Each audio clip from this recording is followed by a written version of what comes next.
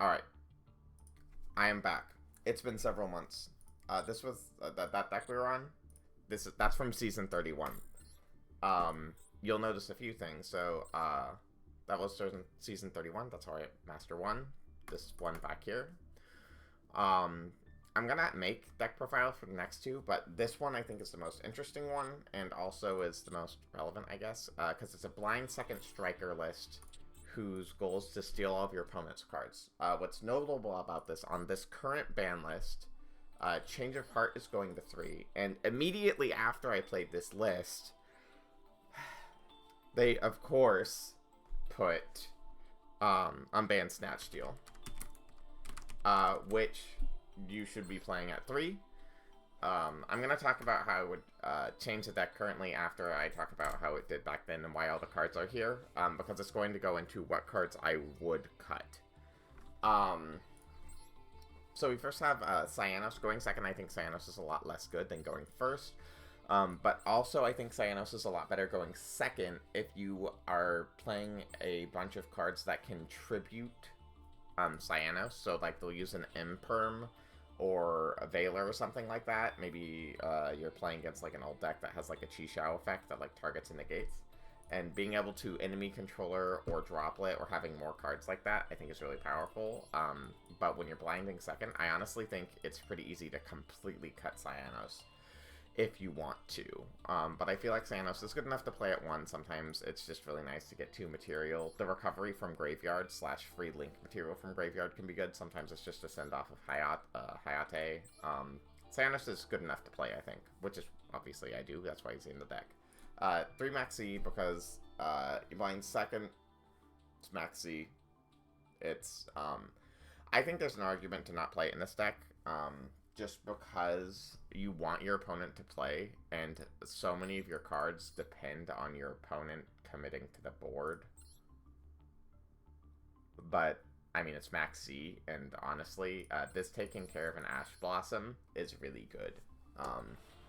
Because we're playing a lot of cards that are just good for that. 3 Rays, you know, your main deck monster. I think you can play less in draw versions, but when this is not a deep draw version, so you need to play 3 because you need to have access to Ray, because, you know. 1 Rose just allows linkage OTKs, which can be very important, especially if, say, you maxi and your opponent passes, and so, Ray Rose will do that. Just remember, by the way, if you're doing a linkage OTK and you're, like, certain they don't have Imperm or anything like that, do not, for the love of everything, draw a card off of Engage if you're using Engage to search something and have 3 spells in Grave, because sometimes, when you need to send Rose to Grave, you will draw Rose, and once Rose is in your hand, it completely screws up the linkage OTK, because you can't use linkage while you have a monster on the field, and the number, it just gets really, really sad really fast. With some hands, you can just draw, and it's just better. Maybe you miss something that negates damage or something stupid like that, but that's very unlikely. I'm just saying that I have lost a game to that before. But generally speaking, obviously, you just draw off of Engage, and usually the linkage OTK is a very rarely relevant thing, so you really don't actually have to worry about that. Moving on, let's talk about our thrust targets. So we're playing a couple cards in here because we're on Thrust, because the idea is I want to max out on spell cards that steal my opponent's monsters. So I have Mind Control. This is okay. It's not great. It's not fantastic. Specifically because we're playing this with enemy controller. You'll read, you cannot tribute it. And not being able to tribute the monster is insanely sad when you have enemy controller and mind control. Mind control is still good. But yeah, that's a big reason why we're on like 3 multi-roll. Because sometimes you need to get rid of the mind controlled monster. Seeing cards like Finner and stuff is like really great, by the way.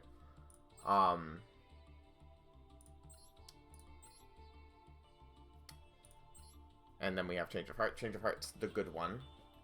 It's fantastic. Takes it, you have it till the end phase, you can use its effects, you can attack. Sometimes Change of Heart will, like, trade for like 3 interactions or something insane. It depends on the end board they're playing. Omni-negates aren't super available right now. I didn't find it to be too much of a problem. Change of Heart is great. I feel like I said I was going to focus on something specific and then immediately like forgot what I was talking about. But anyways, the point is we're playing Thrust, and I want to talk about the 1-ofs real quick. I think that's where I was before. So the idea with Thrust is obviously they use any monster effect, max E, whatever, and then you use Thrust and you grab whatever you need. So sometimes you're gonna look to like steal with Change of Heart. If you're ever in a position where you just need a monster and it doesn't matter specifically what like that you need to be able to tribute it or attack with it. Always search Mind Control. You don't want to use Mind Control. You want to use Mind Control over Change of Heart when you can, and then obviously Change of Heart is just better because you can attack and do everything else with it. But Thrust, sometimes you want a Harpy's Feather Duster. I put Evenly in here. Unlike Duster, which I think you keep in this deck because I think Duster is too good, I think Evenly kind of sucks. I put it in because I kept being in weird positions where I was like, oh, I did want it, and I would want it and then not want it. It was never like, I never like hated having this card in my deck, but it would come up like once. I think I wanted Evenly Matched twice, and then I put Evenly Matched in my deck and never wanted it again. But I never hated it in my deck either, but I don't like having Evenly Matched in this deck, to be quite frank. But this is here specifically because Triple Tactics Thrust is in the deck, and varying levels of whether you should or should not play that. Notably, we're not on Raigeki as a Thrust target, and that's because we want to steal our opponent's monsters, not get rid of them. Anyways, our stealing cards, I'll go over next, because we just talked about our Thrust targets. Obviously, for Thrust targets, you also have Engage, which is insanely good if you have 3 spells in graveyard. Talents, if you need to draw. This is really sad, but Talents usually just draws you cards, because you just need more card advantage. It feels bad. I want to be stealing with this more. Sometimes this is great for just non-targeting stealing a monster, and that'll come up, and that's really fantastic. But generally, Thrust ends up drawing in my experience. Occasionally hand tripping, which is really awkward when that comes up, but mostly you're drawing too. Sometimes you're stealing. Afterburners is the monster removal if you need that. It's also spell trap removal. That's why I play Afterburners. I think it's Afterburners is just a super awesome card. I love this card. This card's fantastic. I like playing it at 3, but like I said, we're stealing our opponent's monsters, so you don't want to just be like crazy maxing out. Going through, obviously we have talents. If they activate a monster effect during the main phase, you can draw, steal 1. We're playing it because it steals 1. Or looking at their hand. We're playing 3, like I said. I just want to max out on the steal cards. Talents is a good steal card, because it also just draws 2 cards. Frequently, you will just need to draw 2 cards for the card advantage. Rest, you're usually searching Engage or one of your steal cards. Sometimes you're searching, like, Evenly Matched or Harpies, but that depends. Obviously, that's very matchup specific. When Harpies is good, it's really good. And honestly should be banned. I don't know. It's one of those situations where it's like whenever I like really like, there are just some games Harpies auto wins and it just feels bad. Evenly Matched can be good against like the full Ubel board. In a way that like the other cards make it way more annoying to deal with. But that's neither here nor there. I don't like playing cards that aren't live late in the game, which is also why I don't like Evenly Matched, by the way.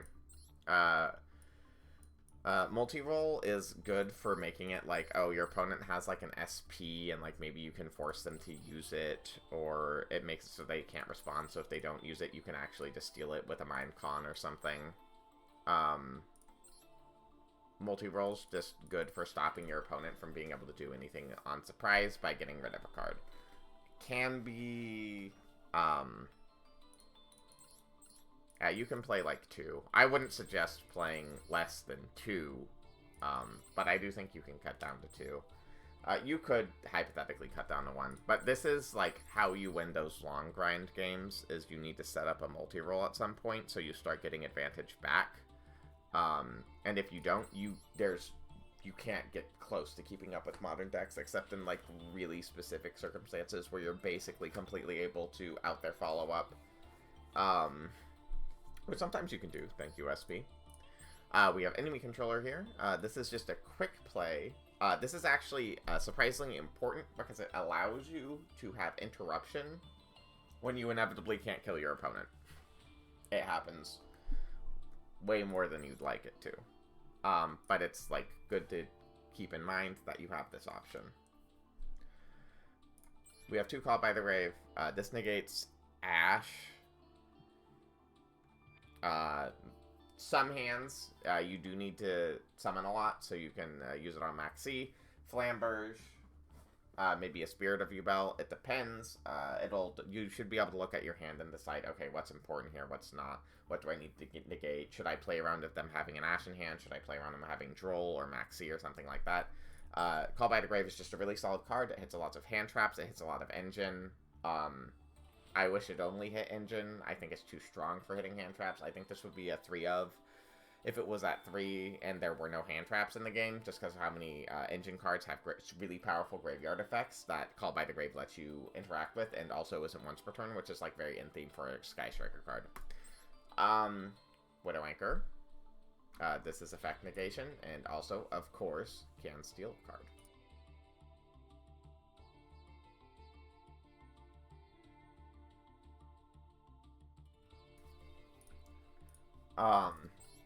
Shark Cannon, this is our monster graveyard interaction.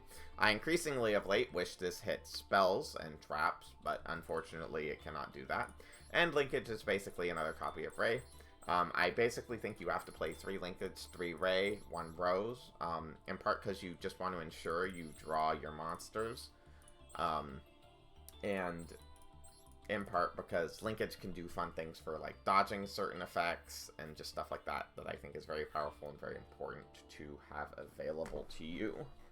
Like, you know, Kagari getting impermed or something, you get to activate Linkage, it's great. One thing to note here, by the way, is this one isn't too much of a problem. When you activate Cyanos, like let's say you can't tribute it or something, when this effect is negated, you are not locked into machines, because it says also you cannot special summon. This is not like a condition. If you try to use the effect, it's part of the effect to make it so you can only special summon machines from the extra deck. So, if they do negate it and you have like a mind control, you can go into Azalea and you don't have to worry about the machine lock. If you need to go into or want to go into SP later in the turn or something like that, or if you wanted to go into SP instead. Just something to keep in mind. This deck I've built in particular to not be too worried about that lock, by the way. But like, you could start with Cyanos, have it impermed, and then have an access Code Talker turn on that same turn, which can come up. But yeah, we have extra deck. You're playing 3 Kagari. Kagari is the best one. Get any spell back from your graveyard. A hint, the spoilers, the spell is going to be engage. Any search from your deck and draw a card. Fantastic. That's almost always what you're getting. Sometimes we're on 1 Afterburner, so you'll need to get it back. Sometimes you're on 1 Shark Cannon, you'll need to get it back. That'll depend. Sometimes all of your multi-rolls are gone, and getting multi-roll back is like just worth it for the value in the grind game it gives you. We're on, of course, to Shizuku. We're on 2 specifically to have room in our extra deck to play other cards that I think are worth playing. And the 3rd one very rarely comes up, but you could hypothetically cut different cards in order to make room for a 3rd one. I just don't think it's worth the trouble. We have 2 Hayate, similar to Shizuku, except Hayate is even less powerful than Shizuku, where it's a name that has a good effect, and the 3rd one usually doesn't come up. Kaina, at this point, is honestly cuttable. The biggest, like, OTKs that Kaina stops are also stopped by a combined maneuver engage zero, honestly. But I do like playing Kaina. She's another name, and it's not bad. It's another name. Sometimes you just need more names, and I like having Kaina there. That's why she's in here. But Kaina hasn't saved my butt in a really long time. Zeke, 2 monsters including a striker ace. Congratulations, you get to banish a monster on the field. So you can become 2500 really easily. Azalea is good for outing untargetable monsters that are destructible, but I feel like a distressing number of those monsters also just can't be destroyed for some reason, and it's really annoying. But, you know, whatever. Then we have Camellia is any 2 effect monsters. So this means that if you can just steal 2 of your opponent's monsters, you can start playing your striker game plan. So, like, if you have 2 mind control and your opponent has 2 monsters, congratulations, you have Camellia. You can send Ray, you can send Engage, you can send whatever you want to the graveyard with this. If, for whatever reason, sometimes you can end on Camellia and have it be, like, a good interruption, because she tributes and then gives herself back to you. So sometimes, like, your opponent might have, like, 2 monsters on field, and you maybe have an enemy controller in Camellia, and you can, like, tribute, steal one, and then use Camellia's effect to tribute the other, and then if they can't extend from that position, they give you the Camellia back at the end of the turn. That can be, like, really powerful sometimes. We have SP Little Knight, of course, and SP, super easy. You have a bunch of Link 1s to have, you know, a Link material. So that first banish is super easy. You can attack directly first, which is nice, and then make SP. SP is really good at banishing, like, Snake Eyes follow-up. Because the spell has a graveyard effect where they can search a fire level 1 by shuffling 1 back, because those cards are insane. I can't think of what the card's called right now. You should know it if you're playing this game in a competitive setting. Why can't I think of what it's called?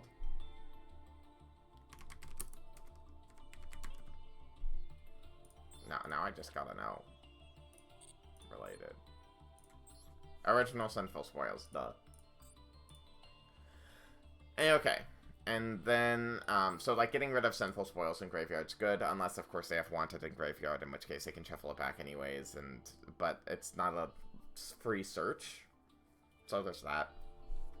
But SP is just really good for getting rid of Graveyard resources in particular, that you'd otherwise struggle to get rid of on, like, spell traps, specifically. You can also do funny things where, like, you can bounce specific cards and then, like, enemy controller tribute SP Little Knight so she's not in your main monster zone. Or sort of use her, like, when we were on, Destroyer and Phoenix Enforcer. Where you use this interrupt first, and then you can use your, like, Widow Anchors and stuff. Comes up. This Engage 0 is just the world's saddest imperm.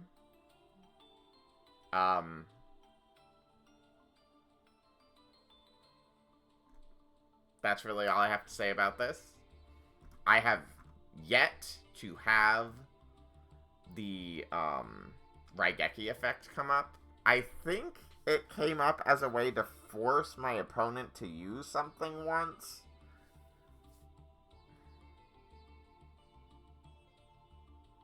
But I think I'm making that up. We're playing Azalea Temperance is essentially a Link 3. I did equip opponent's monsters to it. I think it's a good Link 3 to have, specifically just because when you're locked into machines with Cyanos, you can still make this. This, when it's destroyed by battle effect, has not been relevant for me, but hypothetically you could float into an extra Kagari for fun. Azalea Temperance was fine. Access Code Talker is Access Code Talker, and on a board you can make it and, like, pop everything. It usually gets you game. Yeah, I had a bunch of fun with this, and now I'd like to talk about, for a moment, what I would do with it currently. We're going to switch to Unlimited for a second. So, currently, importantly, we have a few things available to us, which is, firstly, you gotta play Snatch Steal and Change of Heart. Snatch Steal, importantly, outs, like, unaffected by activated effect monsters, so, think Noir. Oh my gosh, how did I do that twice in a row? So, like, Noir normally, if you'll read it, it's activated card effects. So, Snatch Steal will equip to it. And then you just get the monster, because this take control of the equipped monster is a continuous effect. And if your opponent doesn't know how that works, they will cry. And you'll watch them learn the ruling in real time. Otherwise, if they do know the ruling, they're essentially forced to activate Noir, so that you don't take it. It's usually I don't see Noir with enough materials where they can use it twice before it's unaffected, but that can be the case.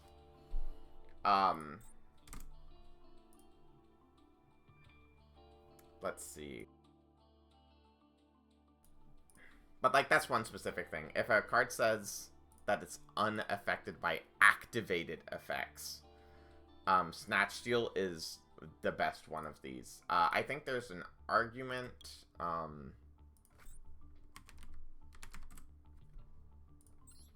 to play Hidden Armory when you're on Snatch Steal. I would play it at 1. But I haven't tested this, with the idea being you'll have a card that can search it. You could hypothetically play 3 copies of this, but I don't know how you'd have the room for that, to be quite frank.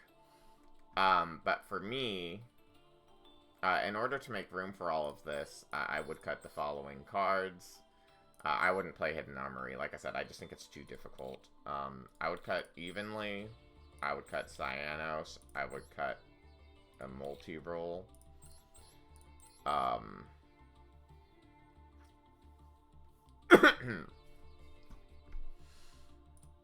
And then for the last card, I'd honestly be bad and I'd cut a second multi-roll. So I'd probably try something like this. Like, this is where I'd start if I wanted to play this deck right now. I'd like to point out that the purpose of this is not because I think this is the optimal way to play Sky Striker. I just think it's fun to play every single card that reads take your opponent's monster and try to steal as many of my opponent's monsters as possible.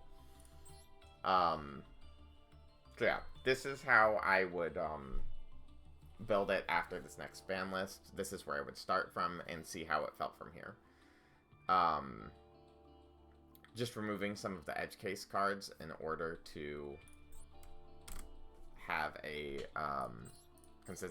consistent access to 9 easily hard drawn effects that you can just target and steal a monster from your opponent. Snatch Steal can even, like, keep a boss monster, which is fantastic. You can attack, activate its effects, do whatever you want. But yeah, I had a lot of fun playing this deck. For its win rate, I went 79 and 49 for 128 games, and that was a 61% win rate, which wasn't too bad. I do think the other version is better, the one I've played, where it'll be like a bunch of interruptions and try to go first. Just because I think it's better to go first in general, and boards can be really variable, and you need to draw specific things going second, where you don't have to draw as specifically going first. But Striker makes it so when you're going first, you do kind of have to draw a little more specific than you would with other decks. But I think this is definitely a lot easier to play. For reference, the previous season I'd been playing where I was trying to go first, and I had a 62% win rate. So I think that one went particularly well, but it's a lot easier to screw up. It's a lot harder to play. Basically, any misplay immediately loses you the game. But I had a ton of fun with this deck list. And I tweaked it a bit. I think enemy controller is, like, really important for, like, winning those long games. Having something to draw that gives you, like, long-term ability to win games. Just by, like, having draws that you can use on your opponent's turn that aren't exactly Widow Anchor. But yeah, had a ton of fun with this. Alright, that's it for this one. I had fun. I'm gonna record the other ones and get those uploaded. Alright, later.